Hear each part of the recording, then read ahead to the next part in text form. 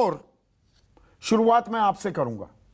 देखिए, सेना में भर्ती हमेशा होती आई है, सेना की भर्ती पर कभी बवाल नहीं हुआ इस देश में, पर जो ये बदलाव किया गया है उसके चलते बहुत सारे सवाल युवाओं के जहन में कौंध रहे हैं। अब इन्हें कहा जाए बरगलाया जा रहा है, बहकाया जा रहा है, सेना ये बयान देती है, पर क्या जो कुछ सवाल युवकों के मन में है वो जायज हैं क्या? मैं सिलसिलेवार तरीके से कुछ सवाल उठा रहा हूं। पहला सवाल, 1.5 लाख युवा जिन्होंने फिजिकल और मेडिकल क्लियर कर दिया, सिर्फ लिखित इम्तिहान बच गया था, इंतजार कर रहे थे, तैयारी कर रहे थे 3-4 साल से फौज में भर्ती होने की, वो अधर में ऐसे लटका दिए जाएं, ये जायज है क्या?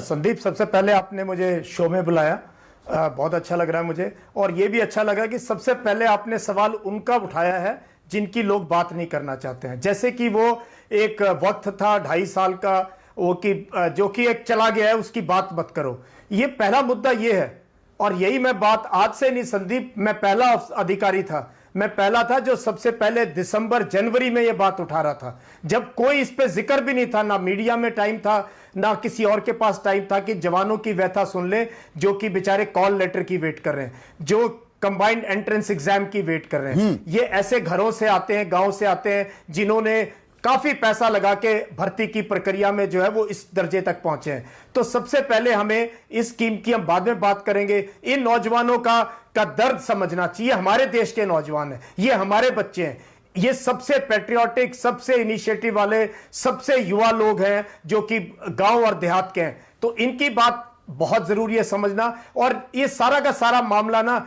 कुछ दिन में ठंडा हो सकता है अगर हम कहें कि इस जो स्कीम आई है इसको आप लगाओ डीप फ्रीज में, अभी इसको 6 महीने के बाद देखेंगे। 6 महीने इसमें डिबेट होने दो, वार्तालाप होने दो, पार्लियामेंट भी डिबेट करे, लोग भी डिबेट करें, हमारे जैसे वेटरन भी डिबेट करें, और इन बच्चों को जिस भी स्टेज पे थे इनको ले आओ आप वापस। तो क्या होगा कि इनके चेहरे पे एक मुस्कान आ जाएगी, इनके घरों में एक आशा का दीपक जल जाएगा, और इनको जिसकी ओवर एज हो गए हैं, आपकी गलती से उनको एज का relaxation they they. I think this is the first step and it be a very wise step. और मैं समझता हूं जो हमारी गवर्नमेंट है, मैं हमेशा कहता हूं गवर्नमेंट देश हित में काम करती है। प्रोबेबली हम गवर्नमेंट को सही एडवाइस करें, हम सही बात कहें हमारे प्रधानमंत्री को, रक्षा मंत्री को, हमारे जो लीडर हैं उनको। तो मैं आई एम श्योर कि ये बात जाएंगी, पहुंच रही होंगी जवानों की, इन युवाओं की व्यथा। तो और इनकी आप शुरू कर दो, बहुत अच्छा रहेगा। नहीं, ये तो क्लियर हो गया, अग्निवीर योजना अब जारी रहेगी, वापस लेने का सवाल ही नहीं, पुरानी सारी प्रक्रियाएं बंद, पुरानी व्यवस्था खत्म, उसके तहत कोई भर्ती नहीं होगी, ये बिल्कुल क्लियर कर दिया गया है। जनरल मोर कल जो तीनों सेनाओं के वरिष्ठ अधिकारी प्रेस के सामने आए और ये सवाल पूछे गए, क्लियर कर दिया है उन्होंने, नो गोइंग बैक, और किसी प्रक्रिया के तहत अब भर्ती नहीं होगी।